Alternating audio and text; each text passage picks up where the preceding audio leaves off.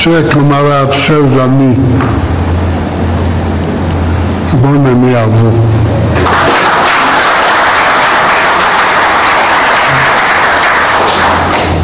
Bonne année à vous tous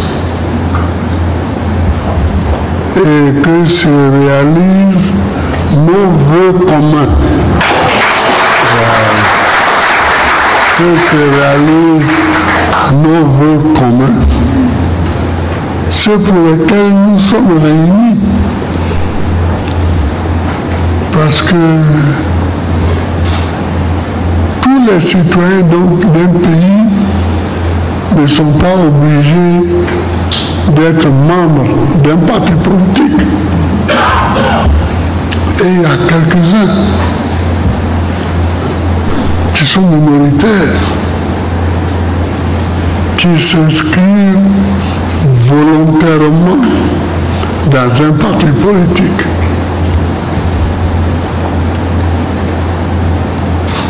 C'est pourquoi le parti unique est un viol.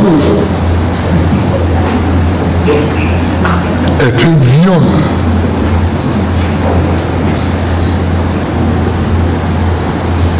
Donc, quelques citoyens, comme ça, s'inscrivent dans des partis politiques.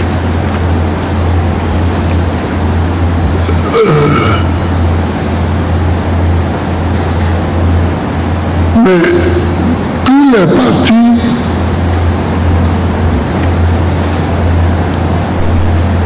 ne sont pas égaux du point de vue de la pensée. Chaque parti a la marchandise qu'il vend. Chaque parti vend sa marchandise. Et nous qui sommes ici, et les milliers de personnes qui sont avec nous, qui ne sont pas dans cette salle, parce que c'est des structures qui sont dans cette salle, nous sommes ceux qui ont choisi de défendre ce que nous défendons. Nous sommes ceux qui ont choisi de s'appeler le Parti des peuples africains, Côte d'Ivoire. Nous ne sommes pas les autres partis. Ça, c'est la première chose qu'il faut savoir. Donc, à vous, avec qui je suis,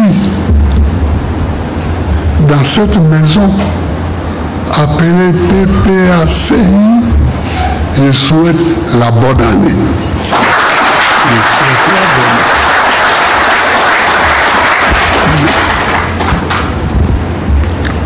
Une fois que j'ai souhaité la bonne année, on peut se lever et aller à la maison. Quelqu'un dirait, c'est trop facile. C'est trop facile. Et une fois qu'on a dit ça, une fois qu'on a dit que nous avons dit que nous avons les meilleures idées pour la Côte d'Ivoire et que nous avons la meilleure pratique politique pour la Côte d'Ivoire. Parce que c'est ça aussi dans chaque parti. Les militants de chaque parti croient qu'ils sont les meilleurs pour le pays. Vous savez, la démocratie, là, ça signifie une chose que les gens ne veulent pas souvent mettre devant leurs yeux. Ça signifie qu'on n'est pas d'accord dans le pays. Ça suffit qu'on n'est pas d'accord. Parce que si on est d'accord, on n'a pas besoin de parti. Si on est tous d'accord, les 30 millions d'habitants, si on est tous d'accord, on n'a pas besoin de parti. Et c'est ça que le parti unique voulait nous faire croire. Le parti unique de type africain. Parce que le parti unique de type soviétique a l'honnêteté de dire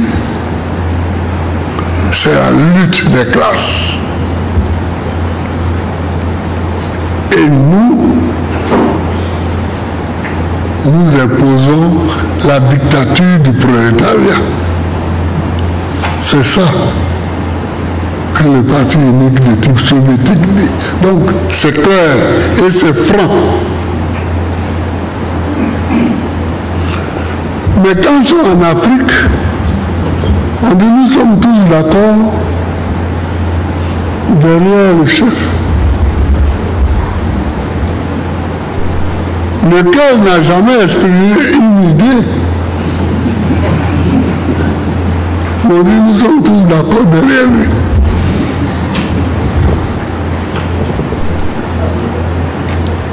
Vous coupez mon argent, mon salaire. Chaque mois, c'est chaque mars qu'on prélevait la cotisation obligatoire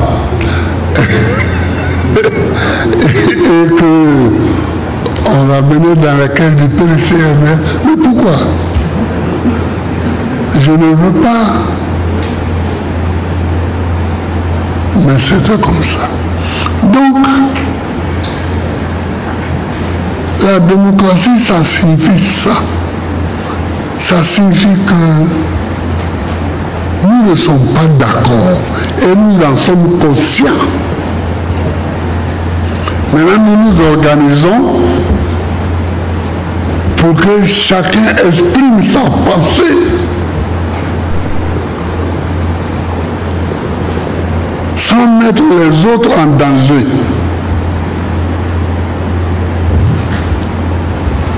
Il faut que chacun exprime sa pensée sans mettre les autres en danger.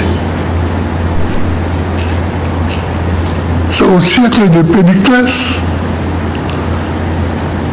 en Grèce, que cela a été inventé, que cela a été formulé, parce que les désaccords étaient patents autour de la République.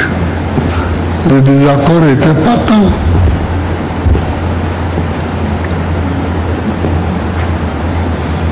Les Romains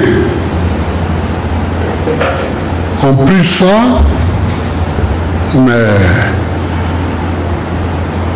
il y a eu à Rome des gens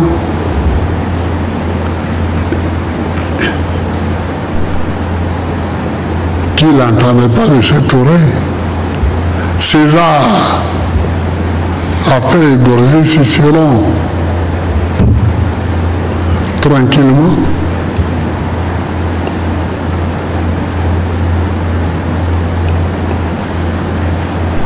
Quand Cicéron a vu que César voulait le faire tuer, il a couru. Il est allé au bord de la mer pour monter dans une pirogue et s'éloigner de Rome. Mais César a envoyé les gens le récupérer dans l'eau, et ils l'ont égorgé. Et ils sont venus accrocher sa langue sur le forum de Rome. Il parlait trop, regardez sa langue. Donc la démocratie, ça a été depuis le départ un combat. Et c'est encore un combat, vous voyez vous-même comment on nous maltraite.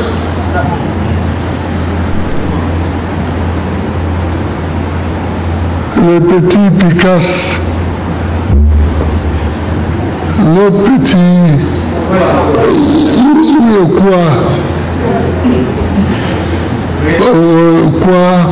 ils sont tout le temps devant les tribunaux. Parce qu'ils ont exprimé une pensée qu'on ne veut pas entendre. Et moi je les défends.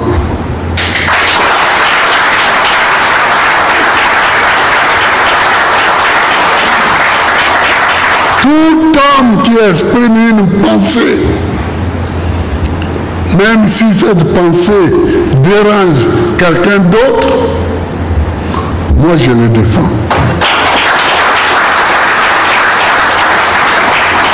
Je suis resté 10 ans président de la République.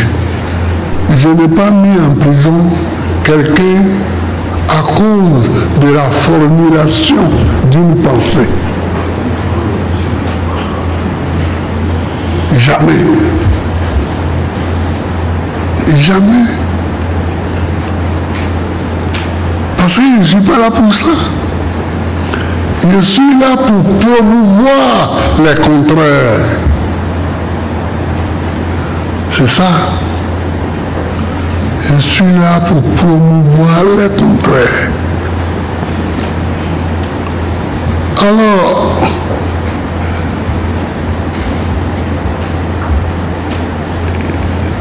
j'ai cité Picasso, j'ai cité quoi, Justin? Mais je peux en citer d'autres. Je peux en citer d'autres. Attendez, laissez-moi parler. Voilà.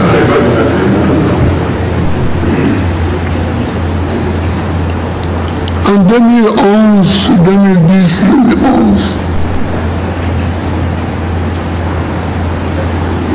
il y a eu les cafouillages. J'écoute souvent la télévision, je regarde souvent des débats. Il y en a, je ne sais pas si on vit dans le même pays. Oui, parce que ils présentent les choses d'une façon tellement erronée.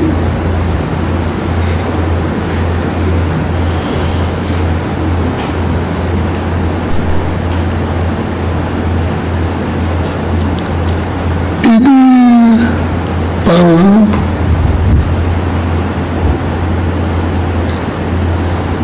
que Alassane a pris le pouvoir en 2011 et que depuis 2011, la paix a été rétablie. Mais c'est vrai que depuis 2011, la paix est rétablie. Mais elle a été troublée comment? La paix. Qui l'avait troublée? C'est des questions. On ne peut pas donner une réponse à une question qui n'a pas été posée. Oui, depuis qu'il est là, la paix est rétablie. Mais la paix est rétablie. Pourquoi la paix est rétablie? Parce que celui qui la troublait ne la trouble plus.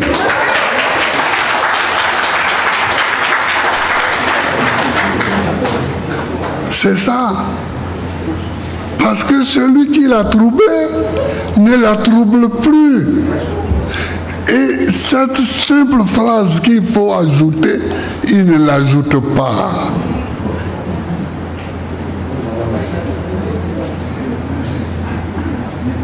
Il n'ajoute pas cette phrase.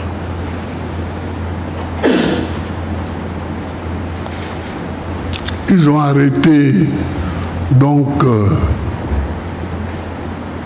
beaucoup de militaires. Ce qui est malheureux, parce que les militaires, ils font leur travail. Le chef de l'État en fonction leur donne des ordres qu'ils respectent.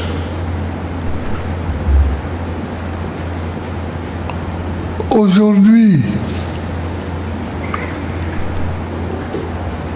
Dieu merci, beaucoup d'officiers qui étaient en prison sont sortis. Beaucoup de sous-officiers sont sortis de prison. Dieu merci. Mais il en reste deux. Il reste Seka Yapo Anselme. Beaucoup de gens se trompent souvent en disant Seka Seka. Non, Seka Seka, c'est le nom d'une danse. C'est le nom d'un morceau de musique. Ce monsieur à qui vous pensez s'appelle Seka Yapo Anselme. Il est d'Arzopé. Et il est commandant.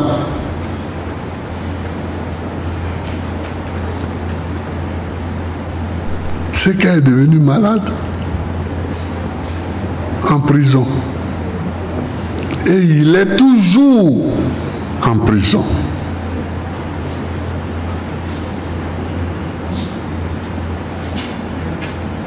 Demandons, prions pour qu'on le guérisse, qu'on le soigne, qu'on le sorte de prison et qu'on le donne à sa famille. C'est ça. Le monsieur est là-bas. Ses enfants s'en vont. Et quelquefois, ils ont même de la peine à le voir. Mais il est malade.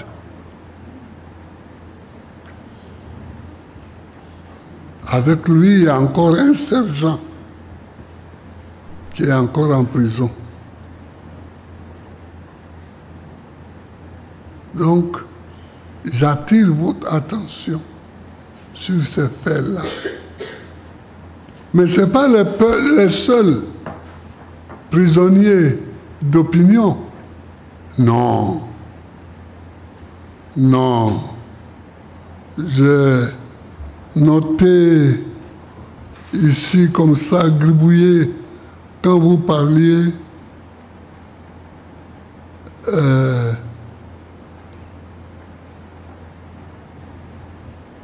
le Mauritanien, enfin, Seif Biko le Mauritanien, qu'est-ce qu'il fait en prison?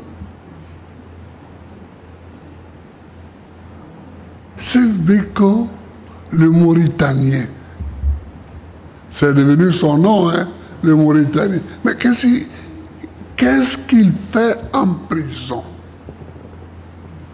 Et puis, moi, j'ai été étonné, pour moi qui ai été chef d'État, d'envoyer un Grumman, c'est-à-dire un avion de la flotte présidentielle, aller jusqu'en Mauritanie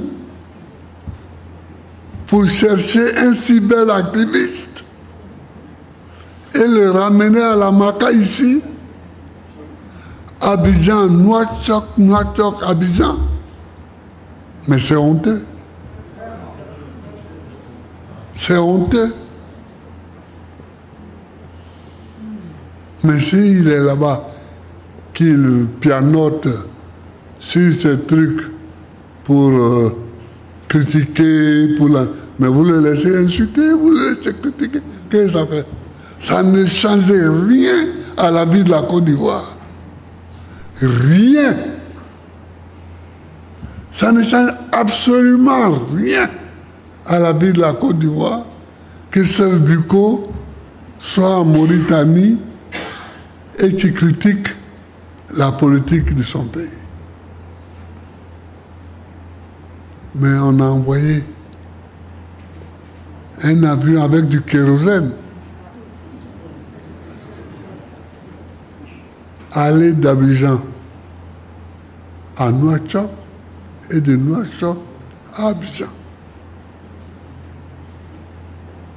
C'est lui aussi doit sortir de prison. Si c'est pour le mettre en prison qu'on a été le chercher, c'est pour rien qu'on a été le chercher. Parce que ça ne mérite pas.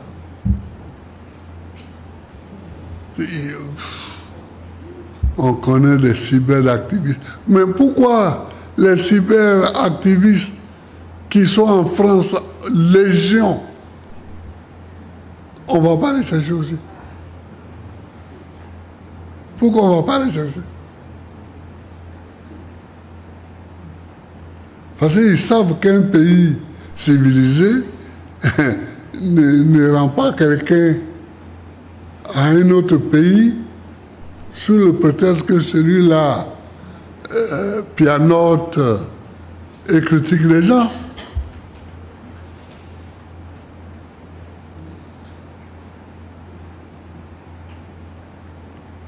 Je vous dis tout ça pour vous que vous compreniez que notre lutte pour la démocratie, là, on n'est pas encore arrivé au milieu du combat. On est encore loin. On est encore loin. Regardez Gala Kolebi. Gala Kolebi. Un enfant. Moi, un jour, j'étais à Mama. Et puis, je vois, je sors de ma chambre, on me dit que la dame, là, la société civile, puis le shérif Balé est venu me voir. Donc, je sors, je vais dans le salon où elle était assise, je la trouve assise avec un petit qui était même timoré, comme ça. On finit de bavarder, ils sortent, ils s'en vont, et c'est là qu'on me dit que le petit là s'appelle Gala Kolebi. J'ai dit, bon. Puis quelques temps après ici, on dit des gens encagoulés sont rentrés chez Gala Kolebi, ont mis le revolver sous la tempe de sa femme et puis sont partis avec lui. Mais ce n'est pas de bonne manière.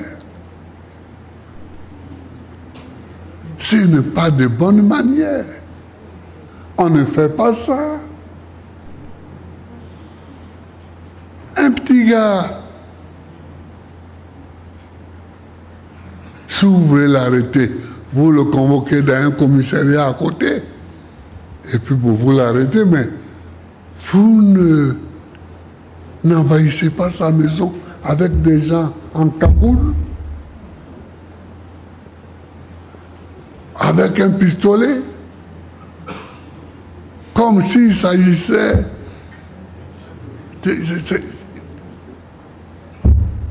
comme s'il s'agissait d'aller chez des vendeurs de drogue. Donc, Gala Kolebi aussi, il faut qu'on les laisse. Il faut qu'on les libère. Il faut qu'on les libère.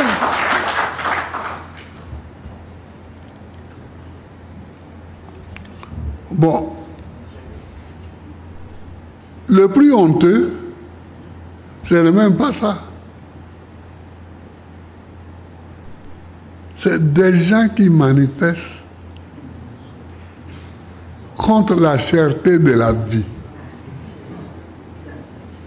Enfin.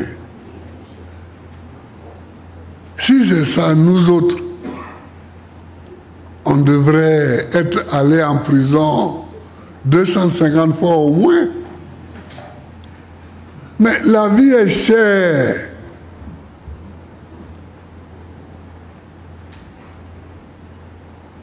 Le prix du kilo a augmenté. Le prix du kilo du riz a augmenté. Le prix de la viande a augmenté. Le prix du piment a augmenté. Le prix de l'oignon a augmenté. La vie est chère. Est-ce que dire ça, c'est dangereux? Parce que la prison, là, je vous apprends qu'elle est créée pour mettre des gens dangereux à l'abri de la société.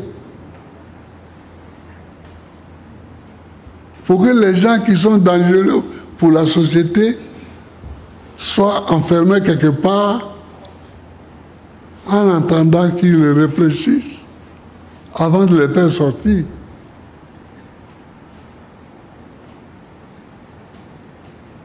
Mais des gens qui manifestent contre la cherté de la vie, ce ne sont pas des gens dangereux. Ce sont au contraire des gens qui veulent que le prix de la vie redevienne normal pour que chacun puisse manger à sa faim chaque jour. C'est ça. Et moi, ceux-là, je les défends. Je les défends. Vous comprenez? Donc, j'ai cité tous ces faits, chers camarades, pour vous montrer que la démocratie, quand on dit la démocratie, c'est un grand mot, mais ça couvre toutes ces réalités que nous vivons au quotidien. Ça cache toutes ces réalités que nous vivons au quotidien. On ne peut pas être démocrate et puis rester silencieux devant des attaques comme ça contre la démocratie. On va à Djamé. Le village d'Adjamé, qui est un village qui existait avant qu'Abidjan n'existât. C'est un village. Et puis, parce que un gouvernement a un plan pour arranger la cité, il vient, il casse les maisons des gens. Et ces gens sont au dehors. Mais moi, j'ai cru, quand j'étais encore à Bruxelles, que c'était un coup.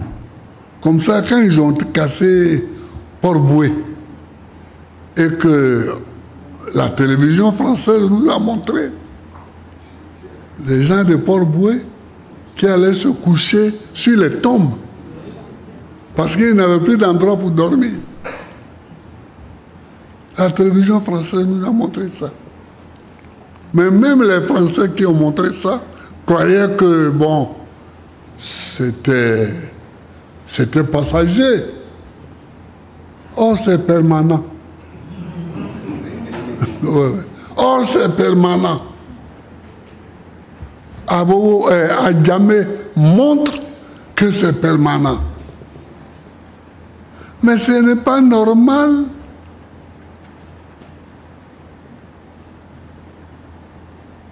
que la destruction des biens soit une politique permanente. J'ai dit, demain, on peut avoir un maire fou à Gagnois qui va aller casser Babré, ou bien qui va aller casser Garayo. Il dit, je vais rendre le coin beau. Je vais rendre le coin beau.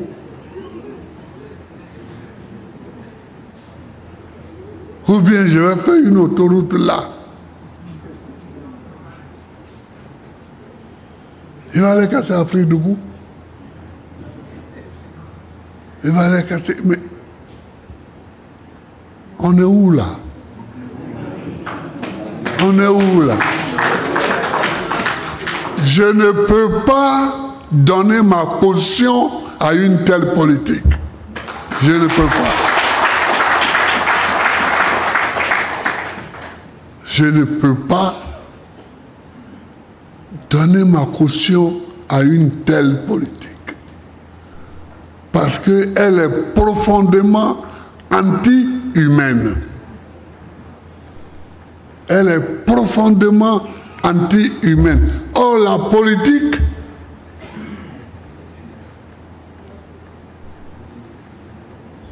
est faite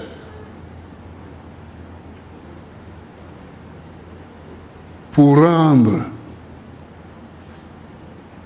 humain, pour rendre humaines les décisions qui sont prises par l'État. C'est ça le rôle de la politique. Elle est faite pour rendre humaines les décisions qui sont prises par l'État. Donc, une telle politique qui consiste à casser GESCO, à casser Adjamé, à casser Port-Boué, moi je ne peux pas m'associer à ça. Quand j'étais président, j'étais une fois au palais, là, au plateau, et j'ai appris que quelqu'un voulait casser des maisons à Port-Boué.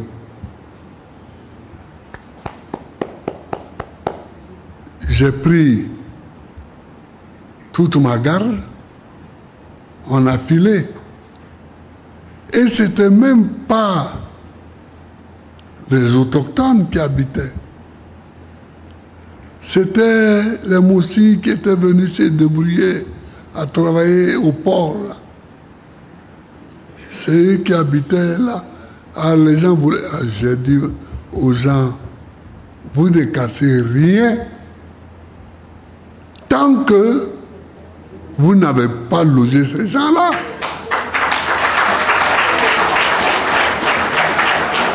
Ah oui. Parole du président de la République. J'ai dit, vous ne cassez rien tant que ces gens-là ne sont pas logés.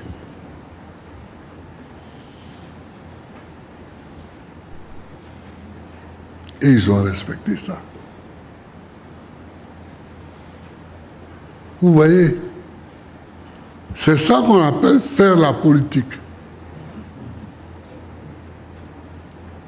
On peut arriver au même résultat, mais sans faire de casse. Une fois que des solutions ont été trouvées pour loger les concernés, alors vous pouvez faire ce pourquoi vous êtes d'accord, vous et eux. Maintenant, vous venez un matin, vous cassez. Vous cassez. Et les gens pleurent. Et plus ils pleurent, plus vous cassez. Plus ils pleurent, plus vous cassez. C'est quoi ça?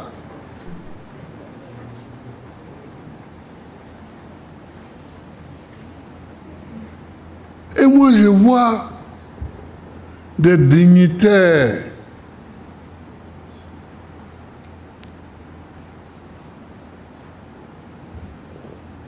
de ce parti-là au pouvoir qui plastronnent. Ils plastronnent. Plus les gens pleurent, plus ils estiment qu'ils sont grands.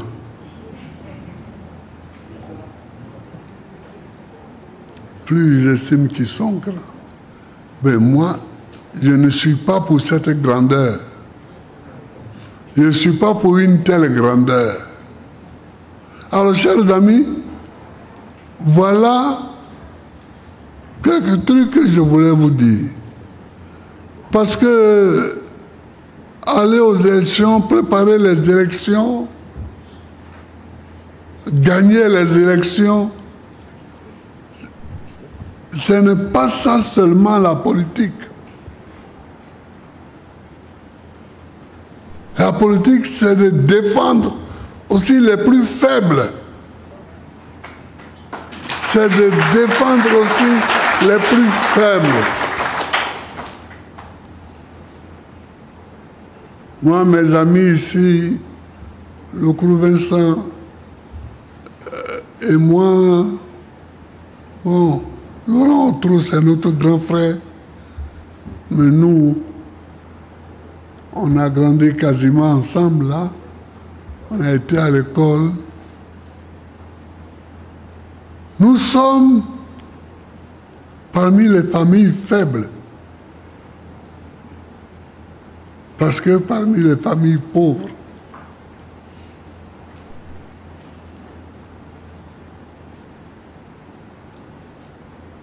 mais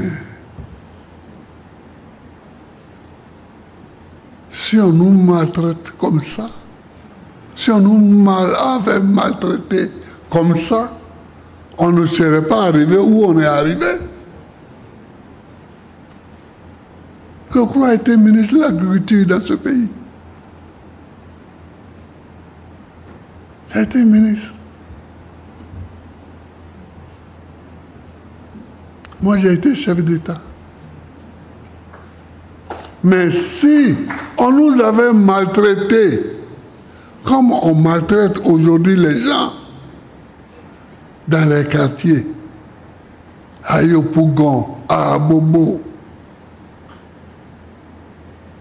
à Djamé, mais parce qu'on ne se demande pas que deviennent les enfants de ces gens-là. Surtout à Jesco, quand je suis descendu. Ou à la Jesco, où je suis descendu. Là. Une école, en pleine année scolaire, vous cassez. Mais enfin, quels sont ces travaux qui ne peuvent pas attendre les vacances? Quels sont ces travaux-là qui sont tellement urgents qu'ils ne peuvent pas attendre les vacances? Donc, je vous dis tout ça aujourd'hui. Ce n'est pas des choses dont nous discutons souvent. Mais aujourd'hui, pour la présentation des vœux, j'ai choisi de vous parler de ça.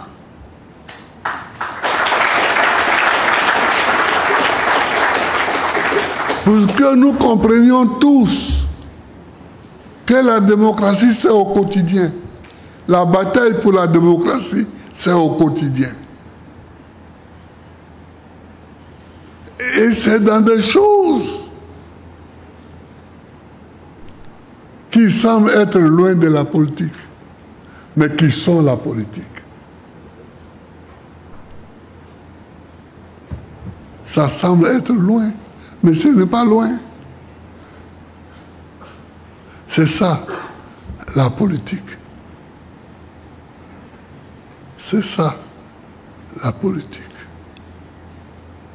Occupez-vous des petites gens. Occupez-vous des petites gens. Regardez-les vivre. Protégez-les. Si vous pouvez lever la voix et que ça peut sauver la vie à un des petits, vous aurez fait beaucoup pour la démocratie.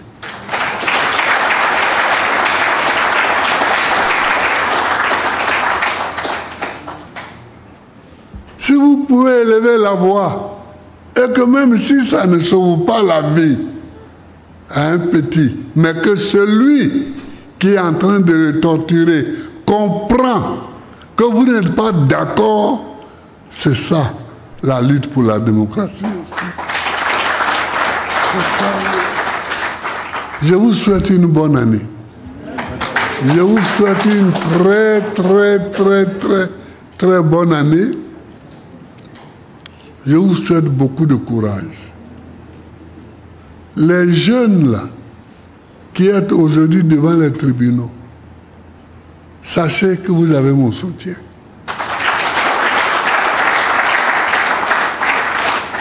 Sachez que vous avez mon soutien. Mais dans des pays sous-développés, que vaut le soutien de quelqu'un qui n'est pas au pouvoir?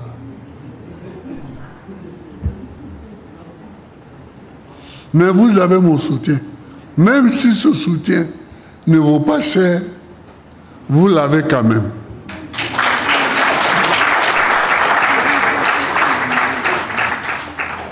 Même si ce soutien ne vaut pas cher. Ne dites pas ça, président. Hein?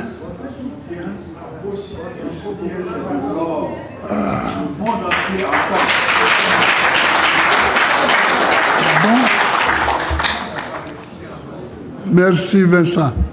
Merci Vincent Pierre. Mais quelquefois,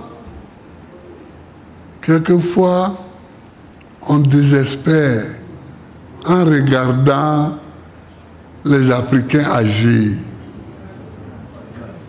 On se dit, mais comment les Africains peuvent ne pas tirer des leçons de ce qui se passe quotidiennement sur la terre? Comment? Les Africains ne tirent pas des leçons. Il y a plein de pays où on a cassé les maisons, mais on a vu comment ça s'est terminé. On a vu comment ça s'est terminé.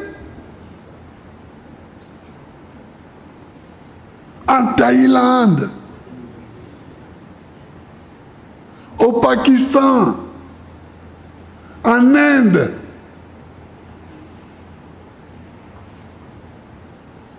Dans ces pays-là. Mais à un moment donné, on va casser les maisons des gens. Mais ceux qui ont cassé les maisons, ils sont où aujourd'hui? Ils sont où?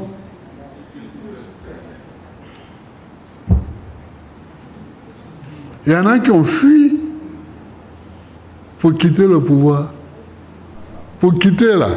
On ne les a pas enlevés, ils ont fui.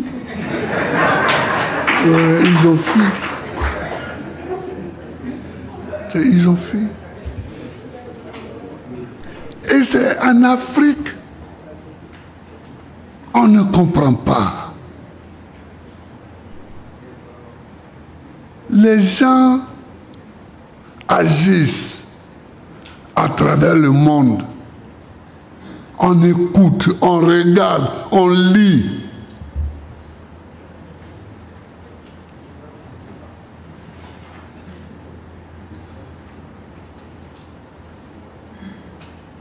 Bon. Ayons courage et continuons le combat. Ayons courage et continuons le combat. Continuons la lutte pour la protection des faibles. Continuons le combat pour la protection des faibles. Continuons le combat pour la démocratie. Je vous remercie. On se rend bien compte qu'aujourd'hui, la politique est en train d'évoluer avec le président Laurent Gbagbo. Nous sommes vraiment en 2025 et nous sommes vraiment en année électorale. Car le président a changé sa manière de faire les discours. Aujourd'hui, il nous a livré un discours limpide, clair. Et personne ne sortira d'ici en se disant « il y a quelque chose que je n'ai pas capté ».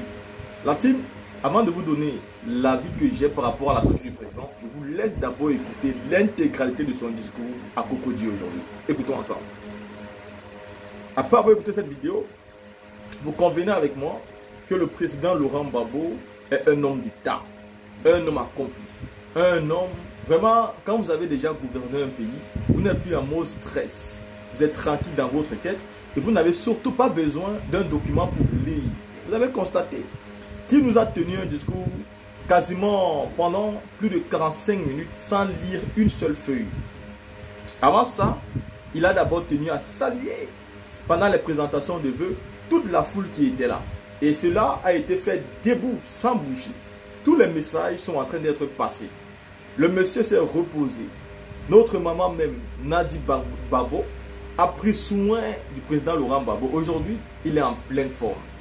Et cette pleine forme lui permet donc d'entrer dans le combat politique sans aucun risque, sans aucune peine, mais avec une tranquillité et une lucidité des plus totales. Le président a touché les sujets les plus importants. Et c'est pourquoi nous menons le combat que nous menons. Parce que quand vous menez un combat, parce que vous partagez la conviction politique d'un homme comme celui-là, quand vous tombez, il peut au moins prendre de son temps, quelques secondes, pour parler de vous. Et si lui, Gbagbo, il parle de vous, bah c'est le monde qui vous entend. C'est le monde qui sait qui vous êtes. C'est le monde qui cherche. Aujourd'hui, Steve Biko est sorti dans la rue du président Laurent Gbagbo. Et à plusieurs reprises, pendant un bon moment, la colère du président sur l'arrestation d'un homme comme Steve Biko, qui n'a absolument rien fait, mais qui a été arrêté comme un terroriste, comme un djihadiste, comme quelqu'un qui a détruit le monde. C'est honteux pour un pouvoir d'arrêter ses citoyens de la sorte. Il y a de véritables combats. Alassane Ouattara ne doit pas se perdre de chemin. S'il veut mener des combats, arrêter les terroristes, qu'il aille à la frontière de Côte d'Ivoire. Il y a des troubles là-bas, il y a souvent des meurtres là-bas. Ou alors qu'il voit des orpailleurs qui sont en train de détruire des villages et des villages. Mais non, c'est Steve Biko qui a décidé d'arrêter. Ou alors Gala Kolibi, qui n'est qu'un alerteur sur les réseaux sociaux, qui éclaire juste la lanterne. C'est lui aujourd'hui qui est en prison, c'est lui aujourd'hui qui est arrêté par M. Alassane Ouattara. Et le président Laurent Gbagbo n'a pas laissé un seul sujet. Il a parlé de tout et de rien. Et il a rappelé que nous devons mener un combat pour les plus faibles. Voyez-vous, il ne salue pas la politique d'Alassane Ouattara, il ne salue pas la politique du RDR, il ne salue pas cette politique où ceux qui sont en train de détruire, maltraiter, de tuer les plus faibles sont contents et essayent de parler comme s'ils n'avaient aucun regret et qu'ils allaient continuer. Vous avez compris? Les casses ne sont pas quelque chose de passager. Les casses sont quelque chose de permanent. Et le président Laurent Gbagbo dit que pour lui, ce n'est pas normal, il n'est pas d'accord. La team, je pense que toute l'opposition doit se mettre aux côtés d'un homme comme celui-là, qui parle clairement, qui dit les thèmes clairement, qui n'est pas dans la politique politicienne, même s'il la connaît très bien. Mais quand il faut parler, il dit ce qu'il pense sans détour. Et tout le monde écoute son discours et comprend ce qu'il a envie de dire. La team, vous, ce que vous pensez sur le discours de M. Laurent Gbagbo, président de la République d'ici 2025, une seconde fois. Et on se voit pour notre vidéo.